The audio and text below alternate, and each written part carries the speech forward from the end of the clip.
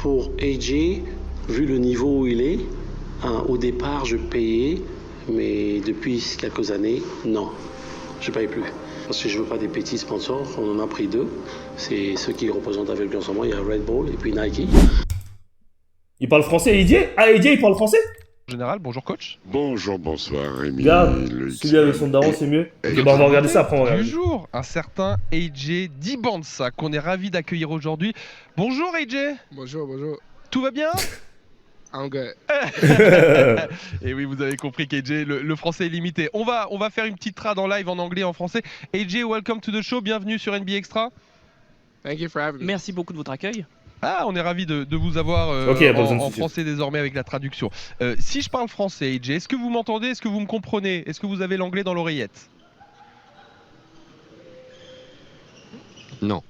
Non, il ne m'entend pas apparemment traduit dans l'oreillette. Bon, ça arrive dans un sens, c'est pas grave.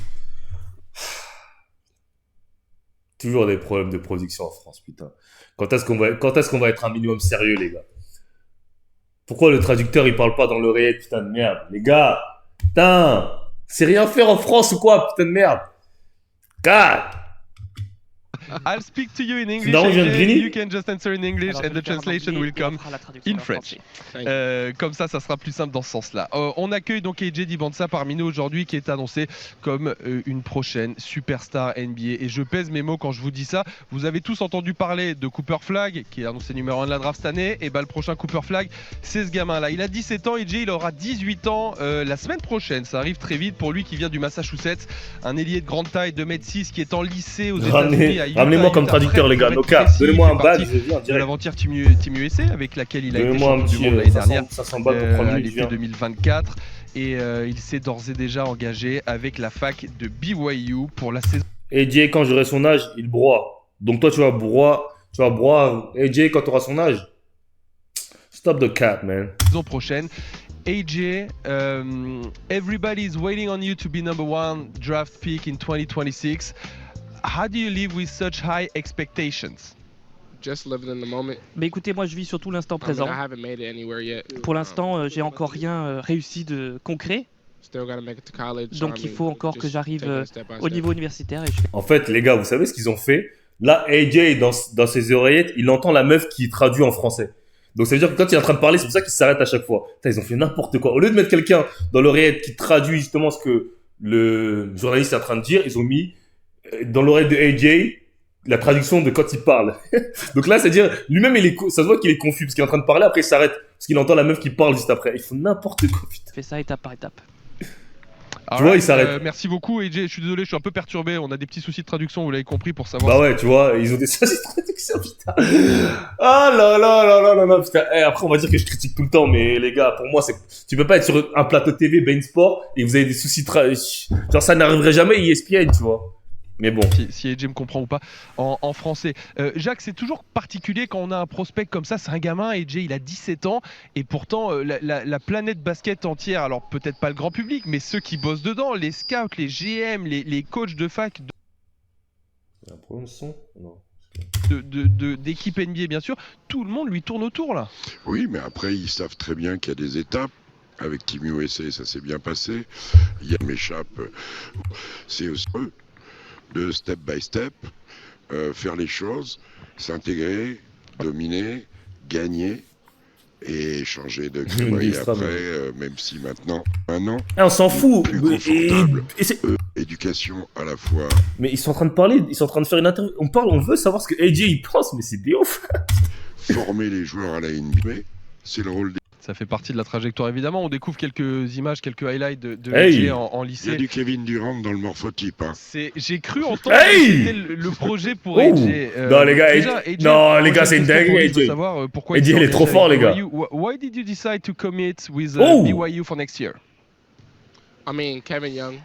Alors Kevin Young, ça c'est le coach donc pour l'année prochaine. C'est quelqu'un qui a énormément d'expérience en NBA. Il a fait venir tout un staff NBA et je pense que c'était la meilleure décision à prendre parce que je serai entouré de personnes qui connaissent la NBA et ce sera bon pour la suite pour moi. Alors, il y a un truc qui est intéressant aussi avec AJ, c'est de savoir un petit peu ce qu'il a envie de devenir comme joueur. Jacques parlait du morphotype de Kevin Durant, il y a un petit peu de ça, on l'a vu, il est grand, vous voyez tout ce qu'il est capable de faire. Le wingspan, c'est quoi le wingspan? J'ai pas c'est vrai l'envergure exacte, mais on va lui demander. Tiens, AJ, je vais lui demander un petit peu de se décrire pour nous. For the people in France who have never seen you play, qui vous ont jamais vu how would you jouer, describe comment est-ce yourself que as a vous basketball player? décriveriez votre style de jeu? Yeah, Remy, I think I'm simple, but I'm écoutez, moi je pense que je joue simple, mais je pense que je suis assez intéressant à regarder jouer. Beaucoup de personnes me voient jouer pour la première fois, donc je me donne au maximum. Voilà. MP arrête de cap, c'est rien ça. Mon gars, tu comprends pas qu'il fait 2m10, mon gars. Il fait voir 1m80, gros. Qu'est-ce que tu penses? Joue contre un mec de 2m10 qui fait ça devant toi, tu vas voir. Tu vas comprendre c'est quoi la vie, mon gars. Il y a un talent évident, il y a encore beaucoup de travail aussi en termes certainement un petit peu de shoot, de scoring. Ça peut progresser. Son joueur préféré étant Kevin Durant. Il faut essayer de devenir aussi un shooter à la Kevin Durant. Pour l'instant, visiblement, c'est pas encore tout à fait le cas. Il a 17 ans, il a le droit, c'est tout. C'est complètement permis. Par contre, c'est vrai que physiquement, il est grand, il est long, il sait faire ce genre de choses. J'en suis sûr. Donc, il dit ça, mais j'en suis sûr, il a jamais regardé un match de AJ. Il dit là. Oui, maintenant, effectivement. Là, ça se voit, il parle avec les AS qu'il a devant lui. Genre, il connaît rien du game de AJ. C'est une dinguerie, on ne sait pas encore exactement ce que ça va donner en NCAA et encore moins en NBA. One donne ou pas, on verra. Draft 2026, peut-être, on verra. Il parle comme ça, c'est marrant parce qu'il parle comme ça des prospects Quinry, mais quand il parle des prospects français, genre il met de la hype, il dit jamais on verra. Genre quand il parle de Nolan par exemple, il dit jamais on verra en NBA, on verra truc, tu vois. Genre il dit jamais ça, mec. Les prospects Quinry, ils disent ouais, non, faut voir en NCAA, faut voir en NBA. C'est vraiment des haters, en tout cas, c'est un truc de ouf. C'est un talent brut pour l'instant, c'est un diamant brut. Et donc maintenant, il va falloir le façonner. Et je trouve que le choix de BYU, excepté bien sûr si on met de côté le côté financier qui existe véritablement aujourd'hui, oui, bien sûr. Je pense que la situation géographique de BYU à Provo, c'est mieux que d'être peut-être à UCLA avec tout ce qu'il peut y avoir autour. Ou à Las Vegas. Ou à Las Vegas, bien sûr, à UNLV. Mais le choix de BYU... Déjà, ils disent n'importe quoi parce que plus personne va à UCLA ou à UNLV. Putain. C'est qui le dernier gros prospect qui est parti à UNLV ou UCLA? À part Adam Bona qui s'est fait draft. Plus personne va à UCLA et c'était même pas dans son top 5 UCLA.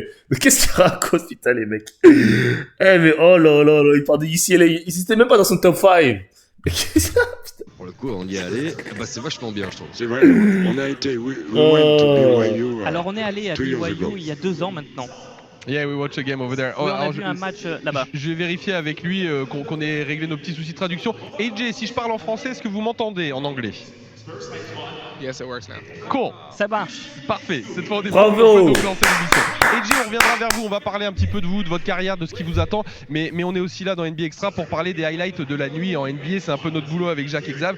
Et donc, on va y venir avec ce qui nous attend. Et ce qui nous attend aujourd'hui, c'est surtout déjà ce deuxième match NBA dans cet accord Arena entre les Spurs et les Pacers. Le match est un petit peu plus tôt que jeudi dernier. Il sera à 17h ce match-là tout à l'heure. 3 pour vous. Xav, il est là, ton mais il y a quelque chose d'intéressant dans le reste de l'interview ou pas, les gars? Ou sinon, regarde celle avec son père. 14.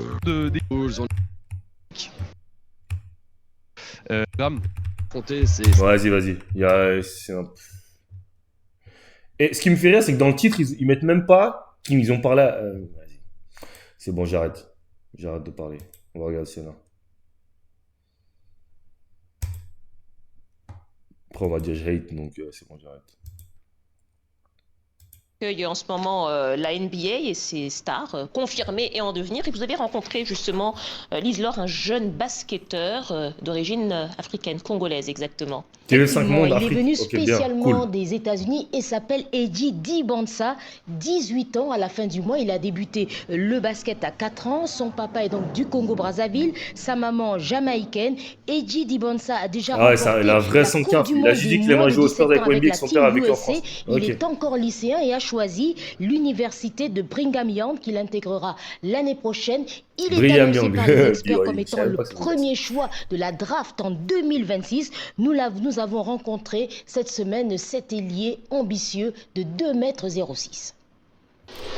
Les gars, juste pour vous prévenir, quand il vient à NBA Extra, tout ça, il prend un bag. Croyez pas qu'il vient gratuitement. Il prend un bag. Loca. Gagné. Alors, yes, gagné comment? How? How? What they say? Travailler. Travailler. Oui, travailler. L'objectif cette année, c'est d'être sélectionné parmi les meilleurs lycéens des États-Unis et aussi de remporter le championnat national. Je voudrais également être sélectionné parmi les meilleurs jeunes Américains afin de participer au prochain championnat du monde des moins de 19 ans. Ok, lourd. Moi, je joue juste au basket, j'ai pas de pression. C'est un sport que j'aime. J'ai vraiment pas de pression, c'est que du plaisir. Accompagner un enfant de haut niveau comme ça celui qui peut concurrencer AJ, c'est Boozers. Cameron, il y a Cameron Boozers dans la classe. Sacrifice. C'est bizarre, son père n'a pas appris à faire le français. Et merde. Parce qu'il n'a pas vraiment besoin, genre. L'encourager, il faut le pousser. C'est beaucoup de boulot. Alors moi, je me tapais 16 heures de travail. Malgré ça, il fallait que j'emmène à l'entraînement, au workout. Et j'ai 2 filles en plus. Donc c'est pas facile. Et l'année dernière, le 31 juillet, j'ai pris une retraite anticipée pour me consacrer à lui. Okay. Et ma femme, elle se consacre aux filles. Avec 7 millions en poche, j'avoue que... Je n'ai pas de mentor. Mon joueur préféré, c'est Kevin Durant. Mes mentors, ce sont mes parents, qui sont 2 immigrants, qui nous ont appris, à mes sœurs et moi, à juste travailler très dur.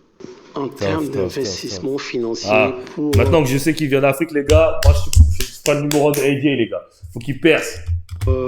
Pour AJ, vu le niveau où il est, au départ, je payais, mais depuis quelques années, non, je paye plus.